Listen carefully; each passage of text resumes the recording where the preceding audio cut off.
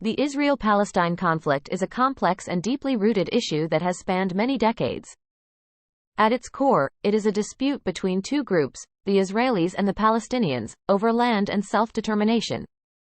Understanding this conflict requires delving into the historical and political context, as well as the relevant international laws that govern the situation.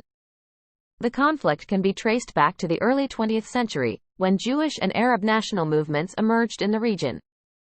In 1947, the United Nations proposed a partition plan that would divide Palestine into separate Jewish and Arab states.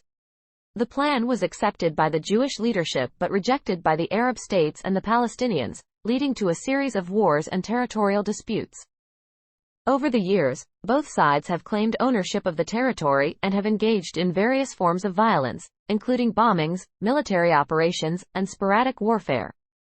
The conflict has caused immense human suffering, with countless lives lost and families displaced.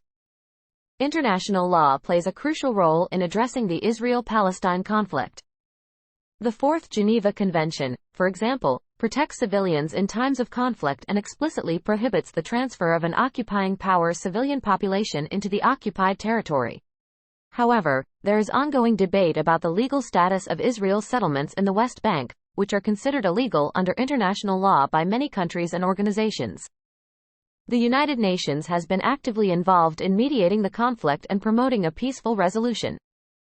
Numerous resolutions have been passed by the UN Security Council and General Assembly, calling for a two-state solution and condemning acts of violence. Understanding the Israel-Palestine conflict and the international laws that apply to it is a necessary step towards finding a lasting and just solution. It requires empathy, open-mindedness, and a willingness to engage in dialogue and compromise.